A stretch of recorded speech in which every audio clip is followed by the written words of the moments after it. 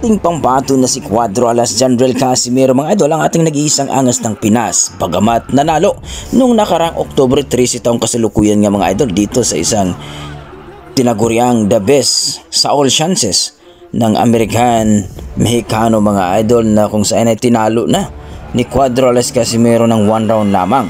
Walang nagawa itong Mexicano mga idol kundi tinigil na lang referee dahil na knockdown pa ito at binaba na ang kamay. Marami po ang nag-expect mga idol sa panalo ni Cuadro Alas Casimiro na pagiging ranking niya ay magiging tataas na ito sa ranking mga idol dito sa WBO at WBC.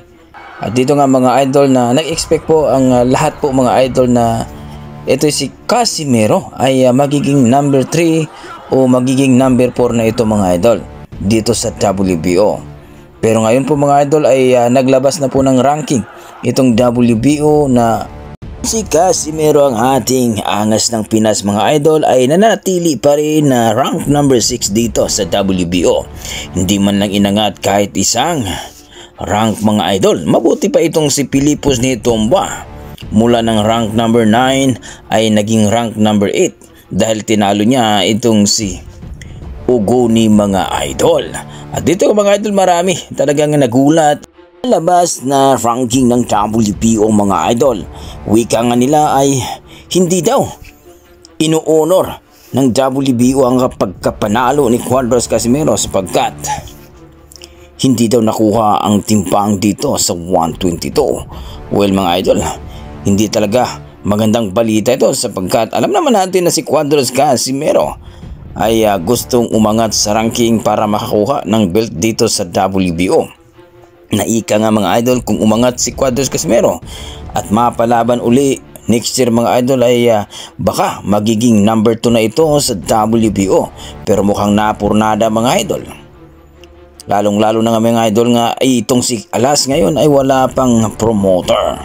Well mga idol, umaasa po ang mga boxing fans na makalaban itong si Cuadro Alas Casimiro ngayong February next year mga idol para sunod-sunod o kumbaga maging active ito at may laban talaga itong si Casimiro mga idol para umangat sa ranking. Well mga idol, abangan po natin. Maraming nagsasabi na itong si Alas talaga ay makakuha daw talaga ng kampyonato dito sa 122 pag alis ni Naoya Inoue.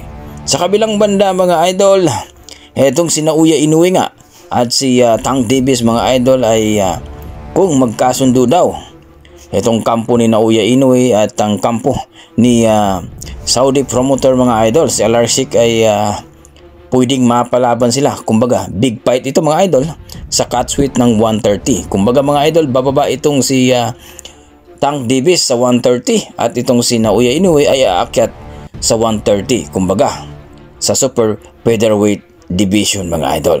So kayo mga idol, ano masasabi nyo sa ating balita na kung saan ay itong si Casimiro ay hindi pa inangat itong ating pambato sa ranking ng WBO? I-comment mo na sa baba mga idol para ating pag-usapan. Maraming salamat.